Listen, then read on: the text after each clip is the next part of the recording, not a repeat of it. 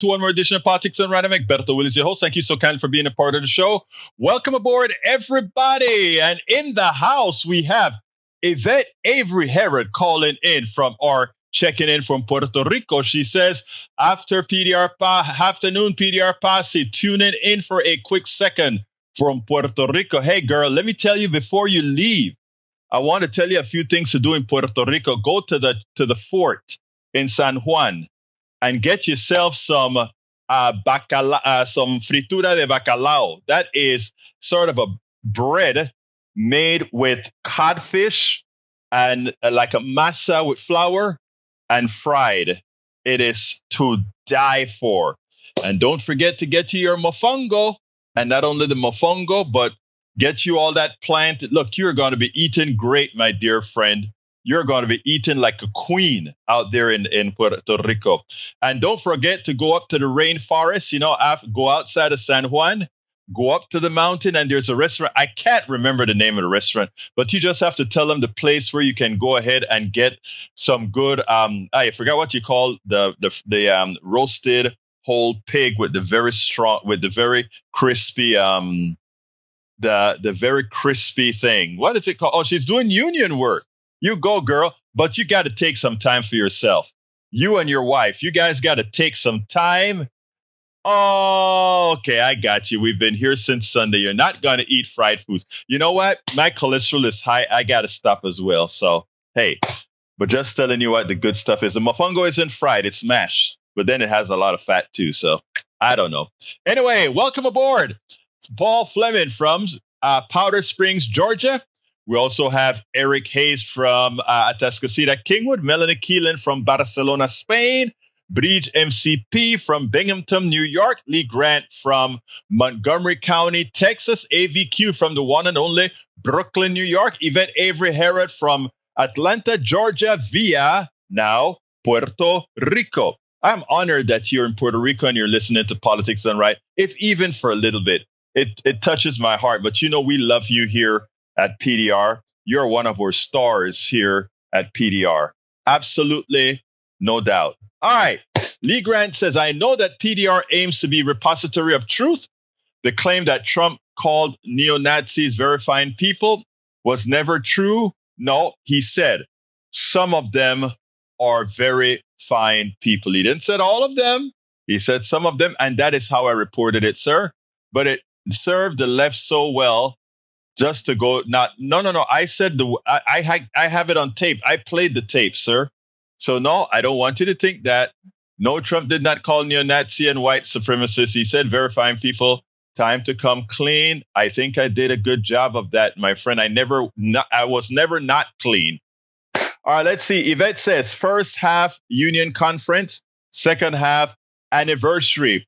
How long have you been married, Yvette? I know it's been a while now. What, 2 or 3 years now, right? Because I think I remember when you got married. All right, let's continue. Let's go ahead to the top with El Señor Rudnin. And he says, Egberto, one for the screen. All right, I'll put it on the screen because it is you, Mr. Rudnin. And it goes like this. Trump ran up national debt twice as much as Biden. New analysis. New 10-year borrowing by presidential term. Trump, 4.8 trillion, 3.6 trillion. Non-COVID spending versus COVID relief. Check it out, guys. Facts versus facts versus facts. State of play. For Trump, the biggest non-COVID drivers of higher public debt were his signature tax cuts enacted in 2017, causing a $1.9 trillion in additional borrowing, and bipartisan spending packages, which added $2.1 trillion. For Biden, major non-COVID factors included 2022-2023 spending bills, $1.4 trillion, student debt relief, $620 billion, and legislation to support healthcare veterans, $520 billion. And do remember that the student debt relief wasn't effected. Remember that. Biden deficits have also swelled according to CRFB analysis due to executive action that changed the way food stamp benefits are calculated, expanding Medicaid benefits, and other changes that total $548 billion. Between the lines, deficit politics may return to the forefront of U.S. policy debates next year. Much of Trump's tax law is set to expire at the end of 2025, and the CBO has estimated that fully extended it would increase deficits by $4.6 trillion over the next decade. But again, look at the facts, folks. Look at the facts. The person who blowed it, and here's the funny thing. They both spent more than they took in, right? But here's the difference. While Biden spent it on people, Trump gave it away to a bunch of rich folk. Biden spent it on everybody. Trump gave it away to rich people. All right, second item from Michael Rudden says, before that, let me jump down real quick. Not on screen. Oh, I didn't put it on screen. Sorry about that, girlfriend. All right, I have it on screen, and I'll leave it on the screen right now. Okay, I'll leave it on the screen since I messed up. Yvette, is it 17 years? Huh. So I guess, but there is 17 years. But again, it only became official after I guess so. Obama's law came into, okay. I stand corrected. All right, let's continue. Michael Radden says common dreams, toxic blend of Zionism, militarism, and right-wing spending take down Jamal Bowman. The merger of American and Israeli militarism is now more comprehensive than ever, which is why it is imperative to support those who show the courage to stand against bigotry and war crimes while defending universal human rights and international law. New York Congressman Jamal Bowman lost the primary election Tuesday because of unprecedented spending against him by powerful forces that insist Israel does no wrong.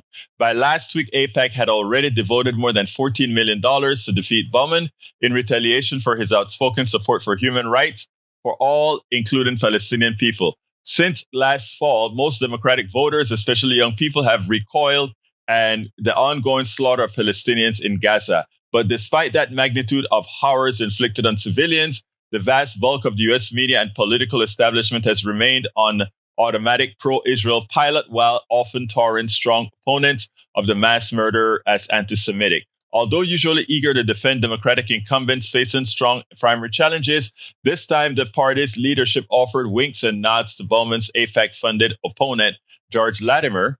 House Minority Leader Hakeem Jeffries went through only perfunctory motions of supporting Bowman.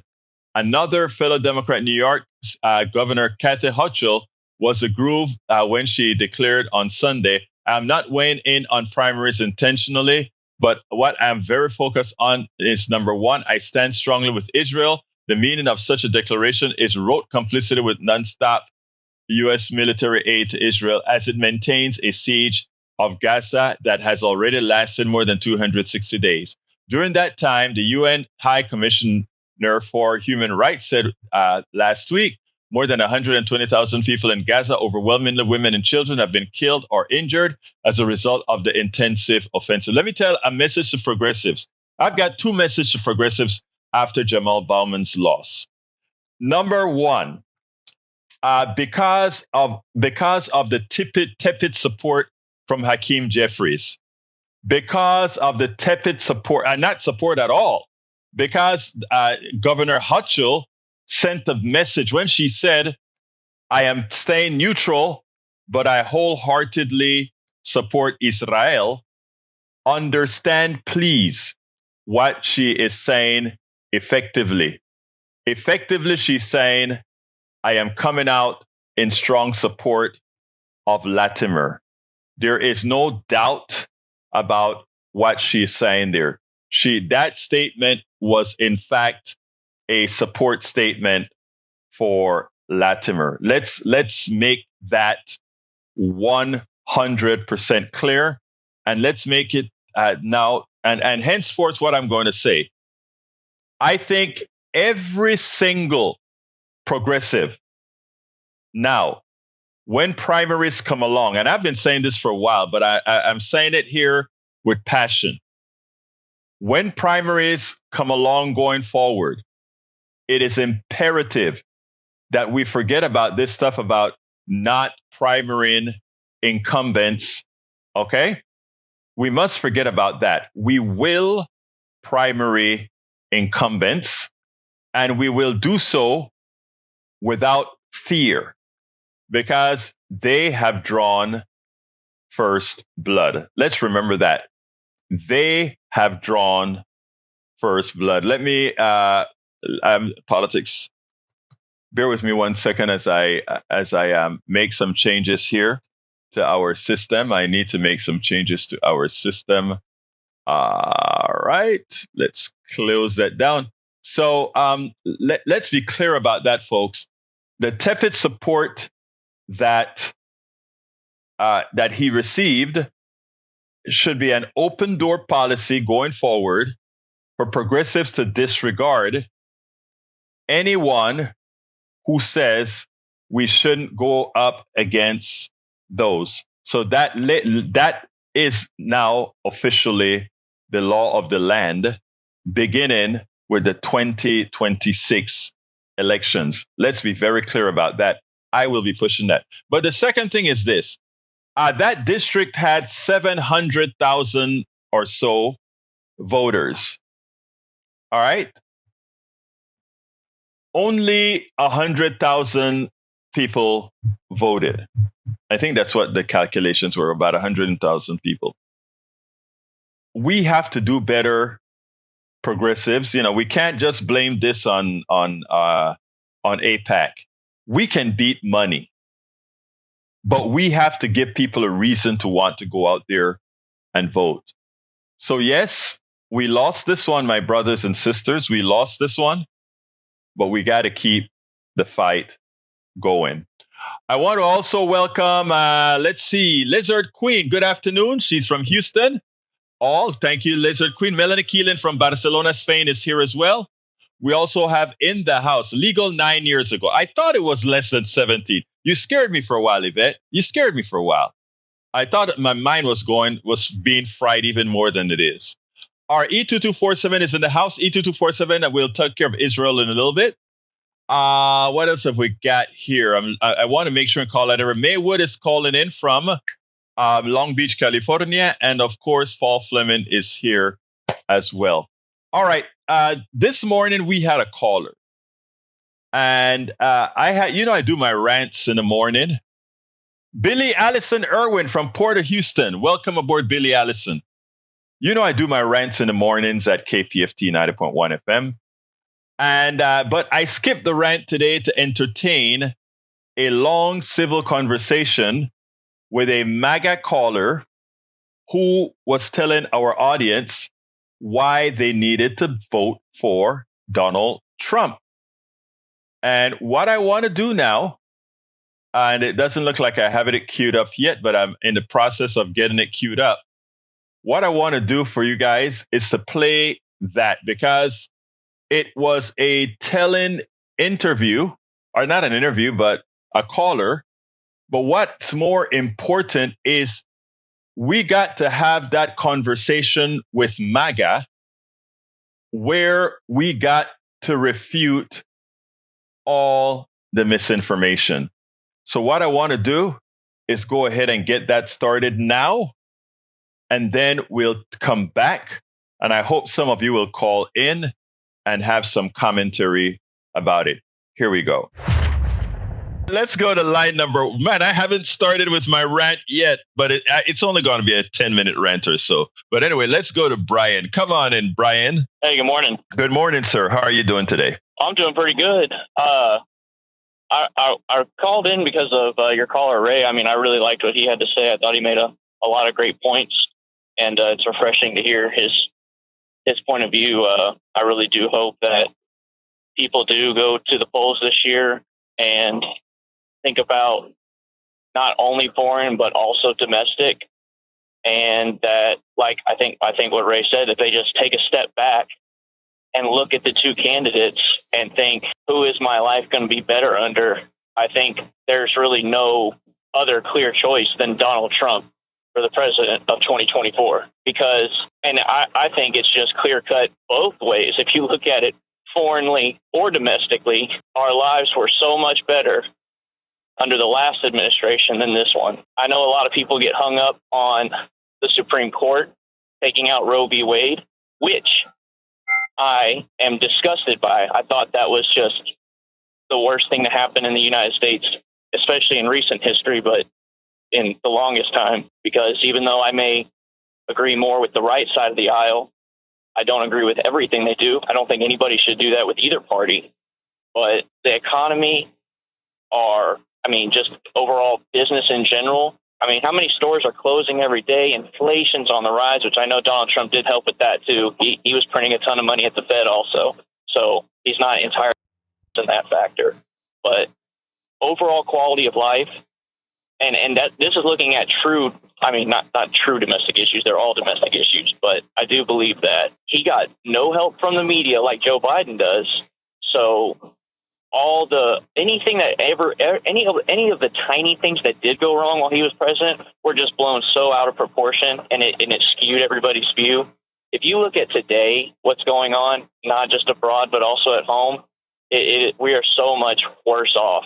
And I think take the issues out of it. If you do like what your last call, not the last call, but what Ray said, if you just take a step back and you look at the two candidates who's up for the vote this year, one guy cannot say a complete sentence without falling over or having to sit down or mumbling his words or looking for a cue card, while the other guy does press conferences every single day, can talk not only in complete sentences but make valid points all on his own without anybody's help. So I think really, if you just look at them as two human beings, who do you want in charge? The guy that cannot get through a complete speech, or the guy that has been doing this for most of his life and it looks extremely capable and that not only could run a business but can run a country? All right. I really appreciate your call, my friend. And I want to first ask you, I gave you a chance to say everything that you wanted to say in complete sentences. Correct? And I didn't interrupt you, correct? All right, good. So let's have a conversation.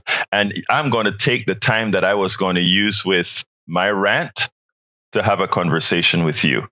And the reason I'm going to do that is that there are a lot of people who think like you. I don't think you're a bad person, I think, at all. But I think it's important that we look at facts for what they are. And I'm going to start with where you ended, as far as being able to make a coherent statement. And it concerns me that someone that sounds as smart as you are, because you're eloquent in the way you expressed yourself, that you would actually say that Donald Trump can have can string a sentence together. Yesterday, we did an experiment. We wrote out one of the things that he said on stage. And honestly, it makes no sense what he said. We also went ahead and look at the topics that he covered, listen to his entire speech that he gave in a rant, listen to when he talks about things like water coming out of showers and all of that. They also made no sense because they weren't true or factual. But I leave that side alone and I look at that and say, sometimes we give people a pass for the way they speak. But when you say that Biden is an old man, Trump is an old man, Biden is an old man.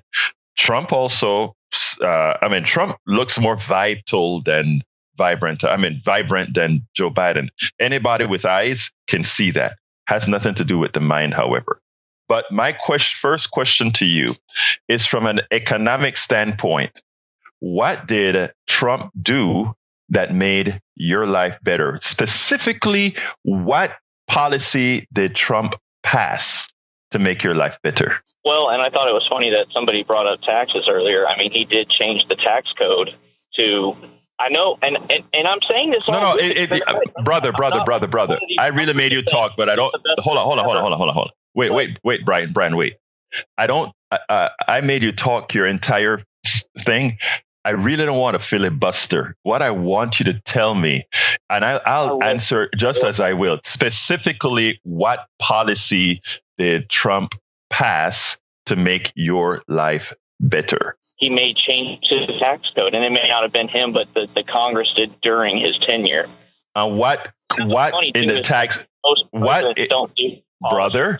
Let me tell you what I want us to do. I don't want us to work on rhetoric, because I am going to tell you what policies are going to make your life better, and I'm going to explain to you why we had inflation. But beforehand, since you said things were better, that made my life better. He had a closed border. Okay, and how did that make your life better? a closed border. I mean, how could it not make our lives better? You look at everything that's going on. I mean, we have over 10,000 people per day coming in. That's not only and economically. Okay, sir, stop. Again, I don't want to go into the rhetoric coming off of TV. You asked it how it. And here's a question, sir. How is 10,000 people coming into our country? And I'm not saying it's not 10,000 a day coming in anymore, but let's go leave that number there. How is that materially affecting your life right now? Well, it's not 10,000 anymore because the Biden administration finally shut it down through executive order. But again, how is that? It doesn't matter the number now. I'm saying, how is a problem? Let me finish, sir. Which do take general unskilled labor. And so when we have maybe there are illegals coming in and taking those jobs, it's taking jobs away. Okay, let's stop there. There are studies. Sir. Okay, you said that. I got it. A viable explanation. No, you just gave it. You just gave it, and I want to answer that. I want to answer the VAB. I don't want to get into a lot of wordiology. Facts are facts, and we have done studies. We have a shortage of people in this country right now. And while we want to have control of our borders, the thing that we have on immigrants, first of all, is that we do need them. When Trump came into office, one of the things that were inflationary as he exited is the policy of people of these immigrants leaving Florida, which left Florida with a whole lot of unbuilt homes. Now homes in Florida are having major problems, both for insurance and homes. We also had the peaches in Georgia, because these are the states that were clamping down on immigrants. And that's why I said we have to work with facts here. The peaches were left on the ground in Georgia. We go to Arizona, they couldn't find enough workers to actually, and it wasn't that it was that people were now fearful because La Migra was coming to get them. So on the immigration issue,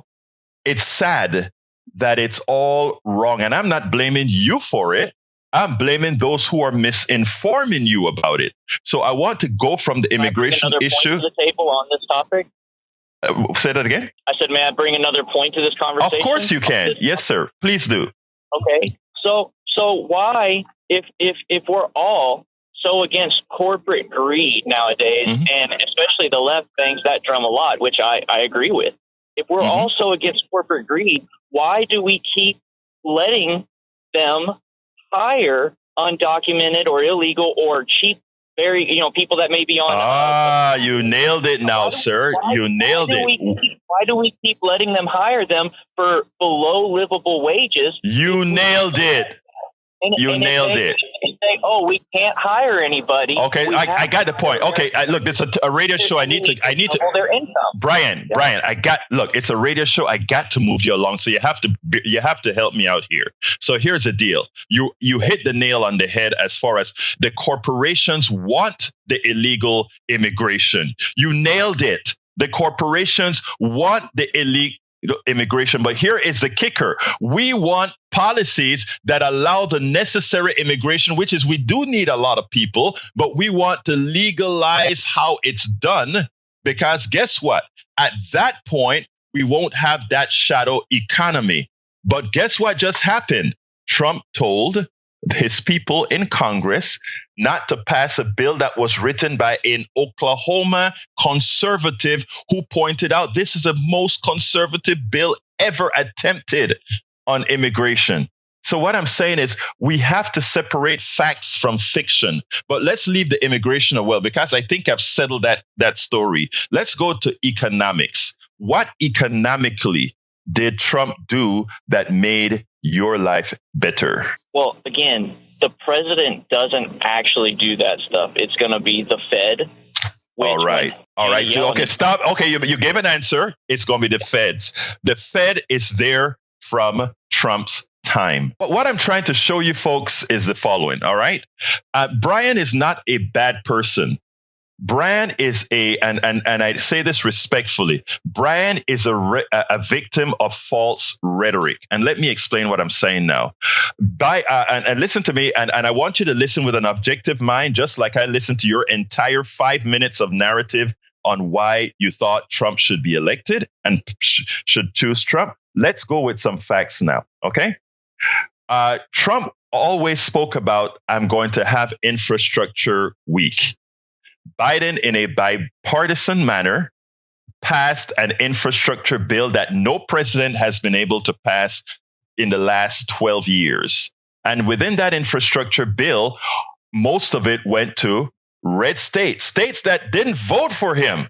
But those are the states that need the most support because they have so decimated their personal state economies. And they are the ones getting the majority of the monies from the infrastructure bill passed bipartisanly under Biden.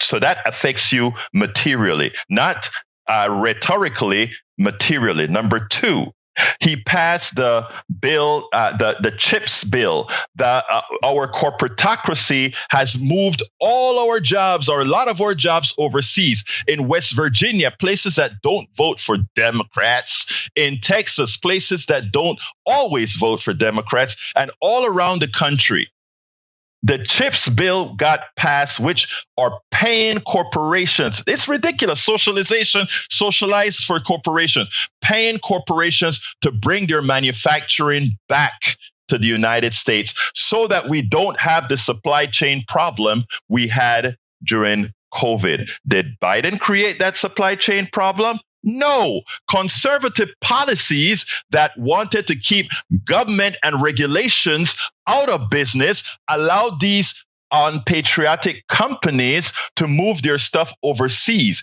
And when there was a pandemic, and when there was a hurricane, and when there's any of these things, bringing the products in created shortages because they were delayed in coming in. So these guys took a big credit.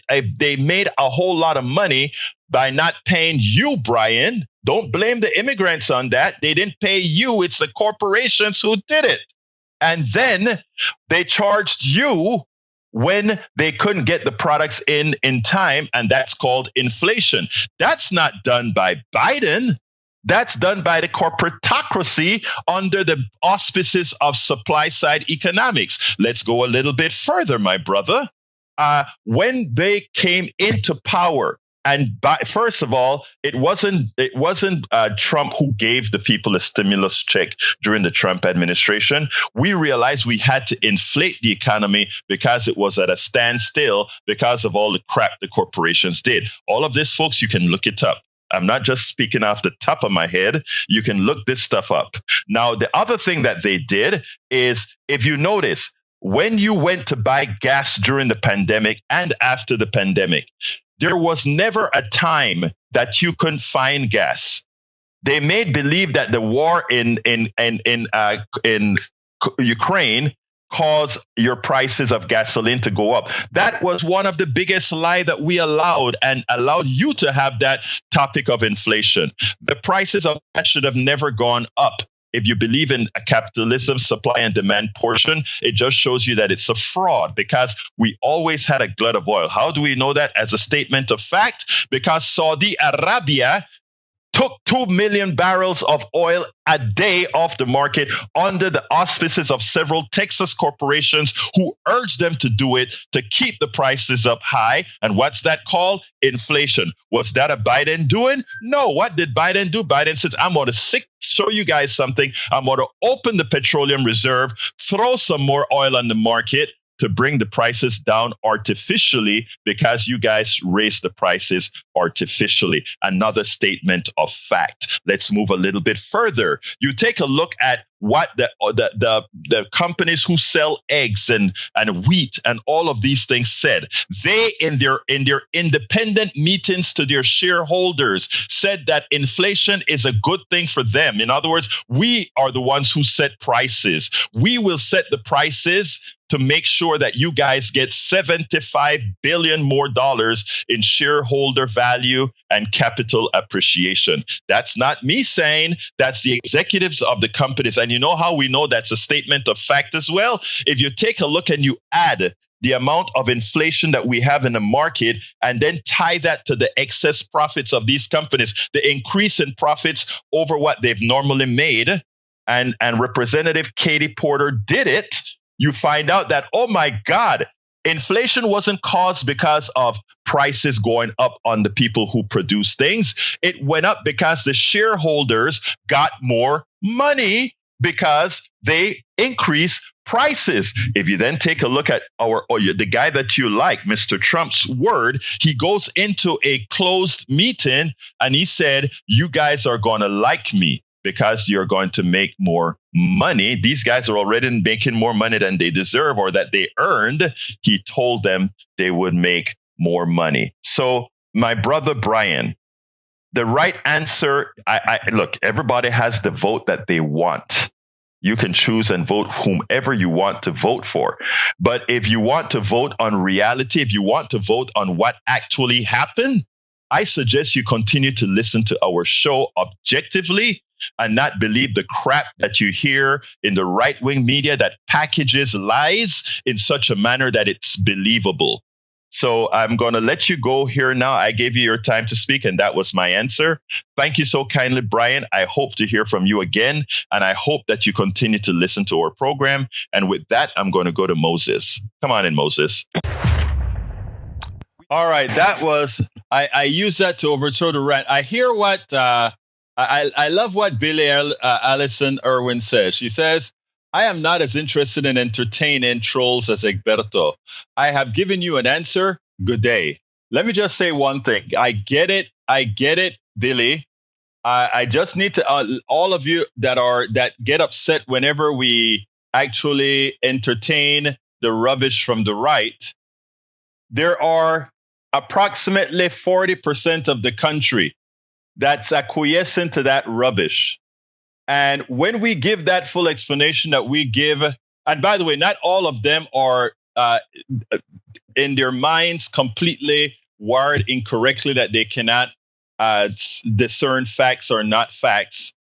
There are a group of these people who genuinely, they live in that cocoon. And when they get a chance to bust out of that cocoon, they are amenable to busting out of that cocoon. And while I don't know if Brian, how much of this sinked into Brian's brains, I guarantee you that there are a lot of people of the thousands that were listening to that program this morning that sits down and have second thoughts. Because remember, there are soft supporters of Trump. There are strong supporters of Trump. I'm sure some of the soft supporters will think otherwise. Bree says, Billy Allison Irwin giving medicine to the dead with these people. Remember, though, it's not the dead that we're giving medicine to. We have tentacles that are way out there that are fishing. Anyway, folks, how is everybody else doing? Let's see what else I got. It is time for me to read E2247's Israeli content, or I should call it the Gaza content if I can find it, because I think we must make sure not to forget. We must make sure that, there we go. Day 264 since October 7, 2023, at least 37,718 Palestinians killed. At least that's 287 persons more than day 259. At least 86,377 wounded, 925 persons more than day 259, equal 124,000 casualties, which if out of 5,385 Palestinians in both Gaza and the West Bank is about 2% of the population. If we extrapolated that to the amount of Americans killed, that would be equivalent to 7.7 or closer to 7.8 million Americans killed. That is sad. 8.7 months ago, the war is no longer about Hamas, but it's clearly U.S., UK, Israel war on Palestine, river to the sea. 37,718 Palestinians are killed. 38% of them are women and children. And I would wager that it's likely more than that because we don't know what's under the ruins. Paul says, Paul Fleming says, the Claire Thomas decision makes it legal for officials to accept bribes so long as they're designated as gratuities. Don't forget to tip your judge. It's amazing, isn't it? It's amazing. It's amazing. All right, continuing down. Let's continue scrolling to see what other new programs. Michael says, Center for Budget and Policy Priorities, the 2017 law's core provision tilt heavily to households with incomes at top of the distribution, white households in the highest earning 1%, receiving 23% of all the tax cuts. And by the way, you can go further, 60% of the people got next to nothing. 60% got 13% of the tax cut. 60% got 13% of the tax cuts. So those who thought Trump did this for us, no, sorry, he didn't. He talks a good game, but you all got screwed. And he will continue to screw you over and over again. Because you know what? This is what Trump said. These aren't my words. He said he loves stupid people. Not my words. Trump's word. Anybody who believes him. He said it. Not me. He said it. All right, let's see what else we got here. Bri says, Egberto, that caller is halfway there. Wish I knew his reply. Hopefully, he is still thinking and researching. Yep. You know, the reason I also entertained him more is when he said he actually showed a disagreement on a couple of issues with his president. The real sycophants disagree with virtually nothing. This guy here is what I think represented probably 30 to 40% of the MAGA base, which I've spoken to, and, you know, what can I say? Billy says, I bet you Brian will call at the 6 a.m. show. Okay, there are two Brians. There's a Brian that, you know, he kind of harasses me every day, but he also makes sure to tell people to go ahead and support Politics Done Right. Even if you're on the right, even if you're MAGA, support Politics Done Right. That's a Brian that calls almost every day.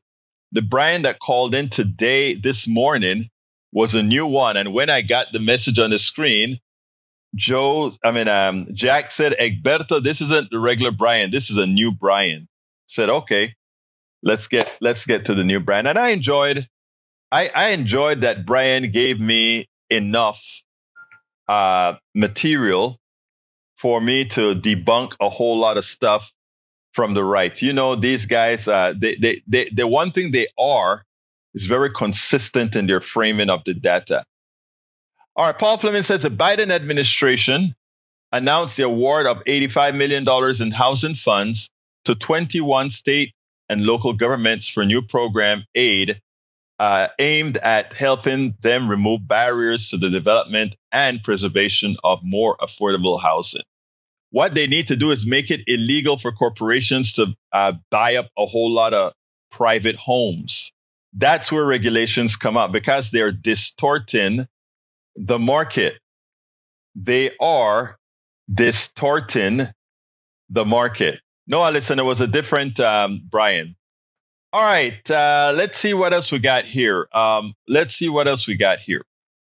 The other subject that I want to touch on is Kinzinger.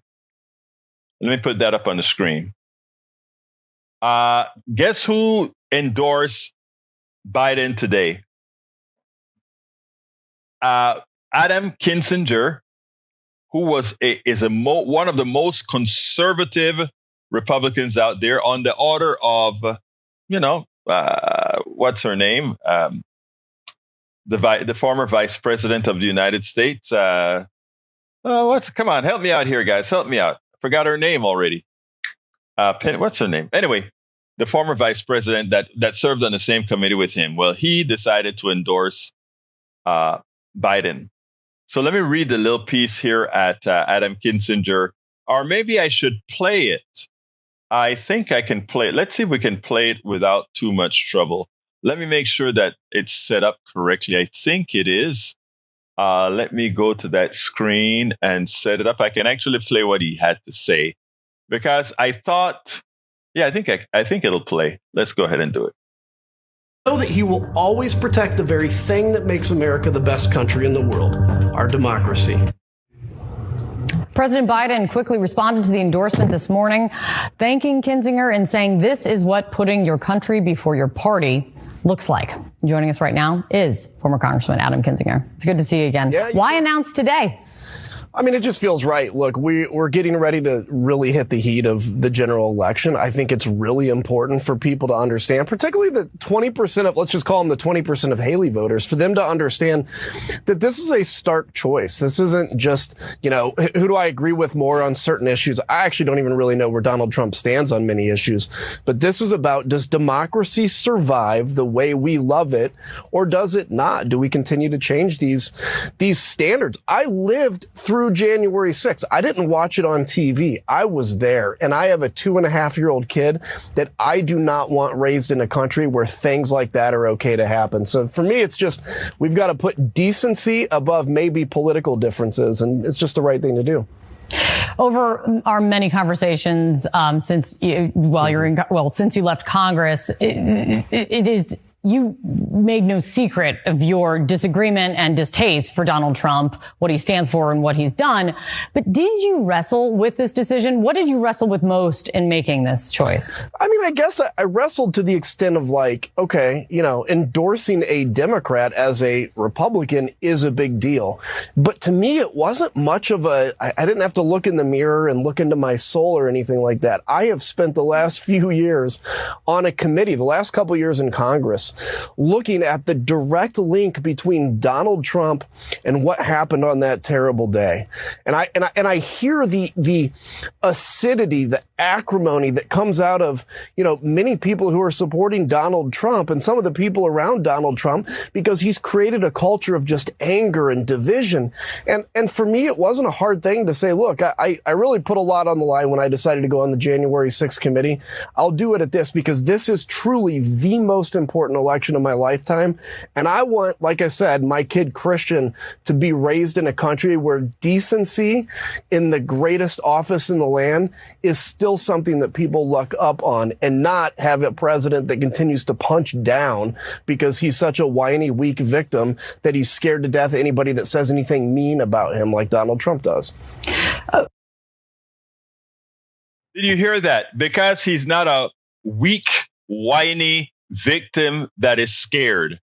How else can you get, what better definition of Donald Trump than what Kinzinger just said there? I find it refreshing that we actually have a brave Republican that is willing to tell the truth, right? Is willing to tell the truth. So anyway, folks, I don't have much more. Give me a call. 281-823-7747 if you're so inclined. Again, give me a call at 281-823-7747 if you are so inclined. I would love to hear from some of you right now to keep the conversation going. So no. I mean, let's go to Ray. Brother Ray, you actually, how you doing, Ray? I'm good. I actually want to respond to the brother who talked earlier. I hear an echo. Sorry, but I wanted to respond to the. I fix it. I could work through it.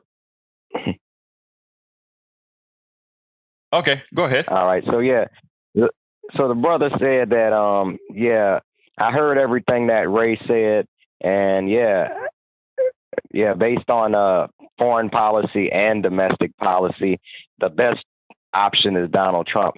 Now, I'm going to be nice and not say what I really say, but that so-and-so man, no daggone well, that is not what I meant. And for him to imply that out of everything I said, that was the conclusion he drawn. It's kind of like a meme I saw on Facebook where two people are standing looking at a number on the ground, and the number, depending on which side of it you're looking at, it could be a 6 or it could be a 9. Mm-hmm. And it's like we're looking at the same number, but we're looking at it from different sides, and we are clearly seeing a different number. That kind of is what that reminded me of. But yeah, everything he took from that was completely wrong. And I like that you showed that graphic as far as, the deficit is concerned, because I hope all your conservative deficit hawks are watching, because they always want to pull that card when a Democrat is in office. But when a Republican is in office, the deficit doesn't exist. But the thing about it is that they spend the most because... one last thing. Yeah, go ahead. I'm sorry. Yeah, and as far as Adam Kinzinger, I applaud him. He gives me shades of the late John McCain, being the maverick, because he did a great thing for democracy when he went thumbs down and didn't go against Obamacare, and I mean, it's sad that, I don't agree with his politics apparently, but, he at least takes one strong stance that I believe in, and that's no political violence. And that's what I appreciate about him. I am through, and I don't want any more political violence. Donald Trump is the type of person, he gets into a competition like a presidential race, and if it was a chess game, if he found himself losing and then he finally makes a move that looks like he's winning, he's going to swipe all of the pieces off the table, kick the table over, walk away and say, I'm the winner. That's all I got to say on that. That's my rant. No, let me just tell you something, okay? Because I want to tell you about a piece that I wrote way back yonder in during the 2016 election. And what I try to explain to a lot of folks at Daily Kos is that if you listen to Donald Trump's rhetoric, he plays the role of the populist fighting for the American working class. And in fact, the few black men also that he claims is migrating to him, that is the message they're hearing. Okay, that is all. And if you listen to the caller today, I mean, if you dissect what you said, you believe in domestic policy going all out. You believe in that the Israel thing. A lot of people are not going to be worried about that. In effect, that is the kind of messaging also that Donald Trump is putting out there. He's not going to do it. He's going to be a staunch supporter of Netanyahu and the ethnic cleansing in Gaza. But he doesn't say that. So the people who are listening to him have a tendency to give him a pass because they want to believe that they fool themselves or rather, believing it gives them permission to support the other guy. And when you gave that statement today, you opened the door for him to create that commonality. I don't know if you listen to Oilman Joe, who calls into the show as well. He said, Egberto, we should drop this, and that, and then we'll agree. Both of us would agree on everything. Not understanding the existential threat that Donald Trump, the person, is not only to you and me, Ray, but to him as well. But they can't see it. And they can't see it because they look at it through that lens of Donald Trump is going to keep the power for people like me. And that is what we got to overcome and tell folks, no, Donald Trump doesn't give a damn about any of you. But anyway, anything else before we close from you, Brother Ray? Yeah, well, one of my favorite comics, Ron White, said something, and I want to just, exclaim that effect. I appreciate you, humoring these people. Keep on sending your money, because one thing I will give conservatives is they put their money where their mouth is. So if you want to troll, but you want to keep on sending money, that's fine. And another thing, as far as I'm concerned, they stuck on stupid. And Ron White said, you can't fix stupid. But I appreciate you trying, Egberto. Thank you, my brother. Ray, that was Ray Brackens, our brother from another mother here in 3rd Ward, Texas. 3rd Ward, Houston in Texas. Okay, anybody else want to call in before we start to do my ask and then shut this baby down? Go ahead and give me a call. 281-823-7747. I'll do it one more time. 281-823-7747. I'd love to hear from a lady come on, I know we have ladies that, it's the same thing I did this morning. This morning, a whole bunch of guys called, like 7, 8 guys called, right? And then I said, where are my sisters? And then 2 women called in. And it was like, thank you so kindly. I wanted to hear the woman's point of view. We can't, men don't have a problem calling in and saying, this is what I think, this is what I believe. But women, the ones who really run the world, have a tendency not to do as much. So any woman want to call me, 281-823-7747. Again, that number is 281-823-7747. Billy, you hate talking on the radio? Call in. That's not acceptable. You will have fun talking to me on the radio. Let's make this your first call. 281-823-7747. We're waiting on you, Billy. We are waiting on you, Billy. But while we wait on you, I want to ask you guys to support the program. And today I'm just going to put one ask in there. One ask in there.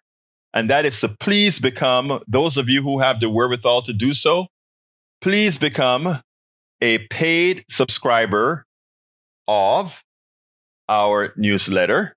And you can do that at politicsdoneright.com/newsletter.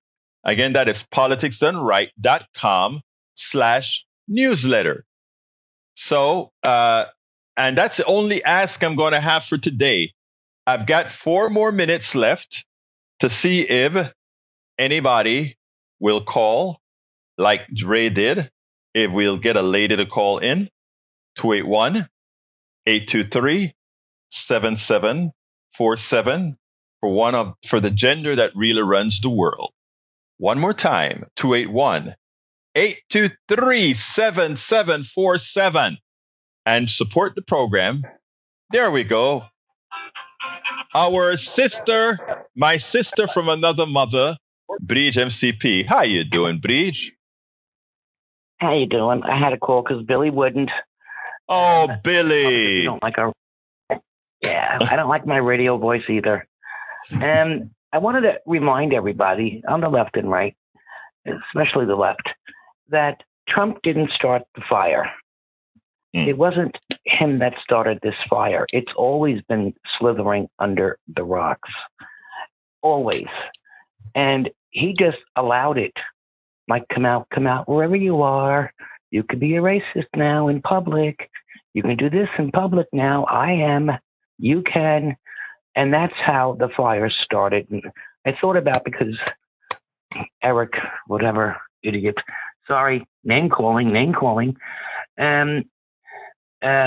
He said something about there was no things going on till 2020 or something. I don't know what he said. And I was like, no, Trump has done to us, like Wanda Sykes had said, we all went gray with him in office. We were all going nuts with him in office. It built up because he left the crazies out. He built up us to the point of rage. Like, what the hell is going on in our country? How could you allow this? They were all very nice people on both sides. Really? Are you serious? So my point is that he did this to us. He separated us. We might have a separate, like, remember 9/11, how we all came together? Mm-hmm. I mean, we were never like this. And then he came along and allowed bigotry and racism, because he is a bigot and a racist. He's been that all his life. We in New York grew up with him. We know him. Like De Niro said, we know him. And so he didn't start the fire, so we can't get blamed for that. But he is blamed on allowing it to persist and not putting it out, like he didn't with the riots. He just sat there eating popcorn or Big Macs or whatever the hell he does, and just watched it happen while they begged and begged and begged. Call the National Guard, call the National Guard. And the people on the right keep saying, Pelosi didn't call the National Guard. She's not allowed to, you twit. That's his job. And he didn't. He just sat and sat and sat.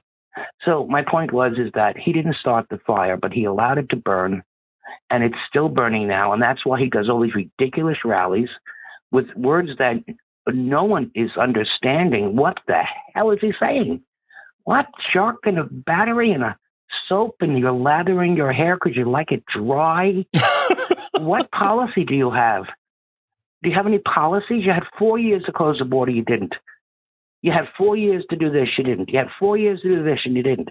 You did nothing but go golf and have rallies. What president who's a president has rallies? How many people here can say that they held up Obama signs and flags and trucks and all this stuff? No one did anything like that until Trump came along. That's why they're labeled a cult. That's why they are that way. There's something wrong with them idolizing. He even said, remember that day he was outside the White House, and he said, they told me I'm the chosen one. Mm-hmm. Really? Yeah. Chosen for what? Hell? I mean, God's going to walk you there. But no, it's well, not. Let me just tell you what Jules, what Ray says for you. Good stay says, well said, Breach. He is like a fire chief who you call to put out the fire, but instead of bringing water, he brings a box of matches and throw it into the nearest lake of gasoline and just says, let it burn out, and then the fire will fight itself. Now, would you trust that fire chief? I love that analogy for Ray. Exactly. Yeah. I'm reading it now. That's perfect, Ray. That's perfect. That's exactly what he did. But the embers were burning anyway, just slithered under rocks because they were afraid. But they were always racist. Yes. So he didn't start any of that crap. So we can't blame him for that. But we can blame him for everything else. I got you. The media was more harsh on him because he was an idiot. I mean, he was a buffoon. Come on. I remember my master's class, my teacher was forcing us in one of the classes to watch The Apprentice. And I said, no. I said, that show is ridiculous, made up, and stupid. Yeah. And she said, if you don't watch that class, you're not going to pass. I said, I'm going to the dean. I'm not watching that idiot. He wasn't president yet. I said, he's only doing that because he needs money. He's bankrupt. Mm-hmm. He's a good businessman. My God. Anyway, over. Now, let's just go ahead and welcome Patrick Lavelle, Truth Bombs the Con, chosen for telling lies, repeating, denying, switching the blame, and implicate. Very good, Patrick Lavelle. Hey, Patrick, I still need to get in touch with those two great guys you had on your program. I think I sent an email. I don't think I got a response, but I need to follow up. Anyhow, Breeze, thank you so kindly for your call, my beautiful lady. You have a wonderful day. Next time it's Billy. All right. Billy's calling next time. Absolutely. All right, folks. One last ask. Please remember, support the program. Become a paid member of our newsletter. And how do you do that? You go to politicsdoneright.com/newsletter. politicsdoneright.com/newsletter. I got to get out of here. My name is Egberto Willies. This is Politics Done Right. And you guys know how I end this, baby. I am what? Out. We spend a lot of time deconstructing the news, trying to parse it into a form that everybody can understand. We try to find those little nitpicks where it flies above the fray, etc.